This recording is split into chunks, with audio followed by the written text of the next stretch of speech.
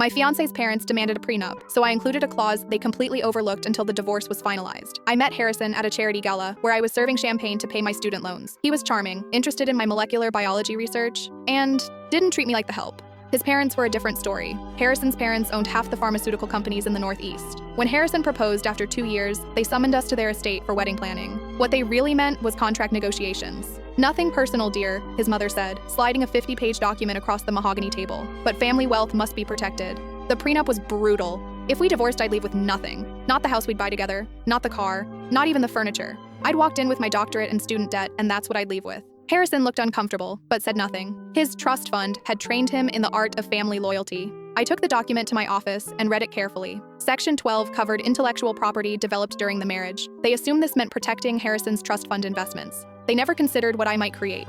I was 3 months into research on synthetic antibodies. My university work was promising, but underfunded. If I cracked the formula, it would revolutionize autoimmune disease treatment. Any patents filed during our marriage would be marital property unless specifically excluded. I added one clause to the prenup. In the event of divorce, all intellectual property developed by either party during the marriage would be retained by the creator, with no financial claims from the other spouse. The lawyer barely glanced at it. What could a broke graduate student invent? They signed. Harrison signed. I signed. For 5 years, I worked my lab job by day and my real research at night. Harrison funded it without question, proud of his scientist wife. He had no idea what I was developing. The marriage was pleasant. Harrison traveled constantly. I lived in my research. Then I met Bethany at a conference. She was brilliant, passionate about epidemiology, and everything Harrison wasn't. When he found my emails, he didn't even seem hurt, just disappointed that I damaged the family image. My mother-in-law demanded I leave immediately. "You'll get nothing," she sneered, "just like the contract says." I smiled. "Actually, check Section 12, subsection 4, Clause 7. 3 days before Harrison filed for divorce, I filed patents for 6 synthetic antibody treatments. The applications listed our home address as the research location and showed development dates spanning our entire marriage.